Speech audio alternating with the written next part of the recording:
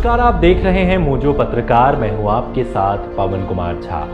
Corona ने पूरी दुनिया में कोहराम मचा रखा है। मौतों का आंकड़ा 10 लाख के पार पहुंच चुका है। ऐसे भयावह दौर में बापू याद आते हैं। जी हां, आज 2 अक्टूबर यानी गांधी जयंती है। आज से तकरीबन 102 साल पहले शारीरिक दुर्बलता के बावजूद न सिर्फ उन्होंने स्पेनिश फ्लू से पीड़ित रोगियों की सेवा की थी, बल्कि उन्होंने खुद को भी इस महामारी से बचाए रखा था। बापू ने प्लेग के खिलाफ जंग में भी तमाम जिंदगियां बचाई थी। सेवा के साथ स्वच्छता, संयम, संतुलित भोजन और व्यायाम के जरिए उन्होंने इन महामारियों को हराया था। महात्मा गांधी के सेहत पर वरिष्ठ विषाणु वैज्ञानिक और regional medical research centre RMRC के निदेशक डॉक्टर रजनीकांत ने शोध किया। डॉक्टर रजनीकांत बताते हैं कि बापू का जोर इलाज से ज्यादा प्रतिरक्षा तंत्र मजबूत कर बीमारियों से बचाव में था। वो खुद जब भी बीमार हुए तो उन्होंने प्राकृतिक चिकित्सा को प्राथमिकता दी और प्रतिरक्षा तंत्र को मजबूत बनाने वाले उपायों पर अमल करते रहे। जरूरत पड़ने पर वो आइसोलेशन में भी रहते थे। महात्मा गांधी के एक सहयोगी ने एक बार बताया कि 1918 में उन्हें फ्लू हो गया था। उस वक्त महात्मा गांधी की उम्र 48 साल थी। फ्लू के दौरान उन्हें पूरी तरह से आराम करने को कहा गया था। वो सिर्फ तरल पदार्थों का ही सेवन कर रहे थे। जब उनकी बीमारी की खबर फैली तो एक स्थानीय अखबार ने लिखा कि गांधी जी की जिंदगी सिर्फ उनकी जिंदगी नहीं बल्कि पूरे देश की जिंदगी है। आइए ये भी जान लेते हैं कि ये फ्लू आखिर देश में कैसे फैला। ये फ्लू बॉम्बे यानी आज के मुंबई में एक लौटे हुए सैनिकों के जहाज से 1918 में पूरे देश में फैला था।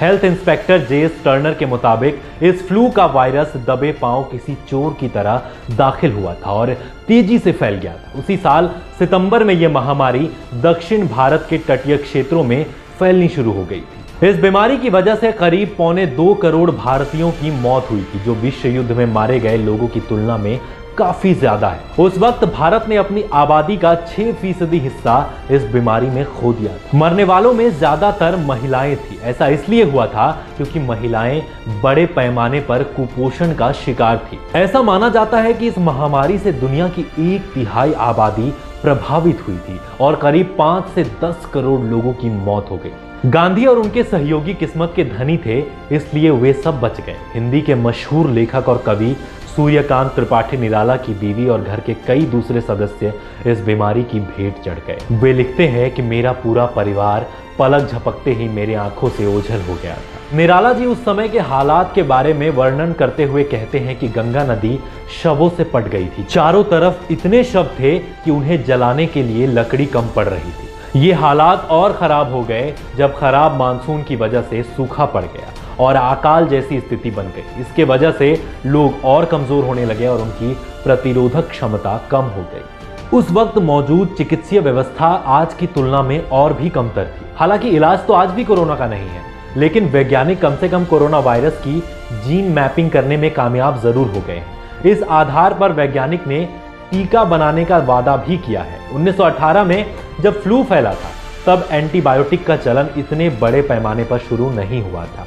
इतने सारे मेडिकल उपकरण भी मौजूद नहीं थे जो गंभीर रूप से बीमार लोगों का इलाज कर सके। बॉम्बे जैसी बड़ी आबादी वाले शहर में संक्रमण फैलने के कारण तेजी से फ्लू का प्रकोप फैला था। इसलिए वैज्ञानिक मौजूदा चुनौती को लेकर डरे हुए थे। मुंबई की मौजूदा आबादी 2 करोड़ से ज्यादा है। यह देश की सबसे ज्यादा आबादी वाले शहरों में से एक है। महाराष्ट्र, जहां की राजधानी मुंबई है, वहां से सबसे ज्यादा कोरोना वायरस के मामले सामने आए हैं। साल 1918 की जुलाई में हर रोज करीब 230 लोग फ्लू की वजह से मारे जा रहे थे। यह जून में हर रोज मरने वालों से 3 गुना अधिक संख्या थी।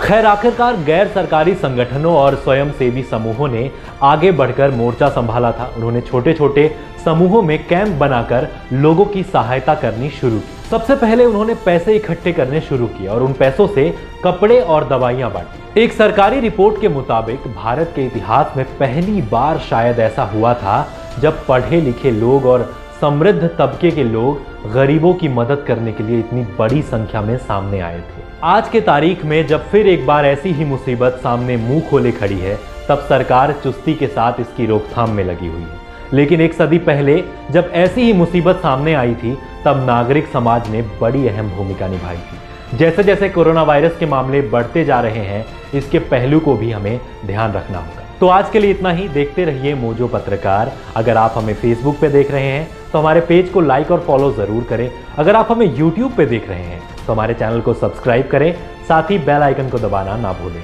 धन्यवाद।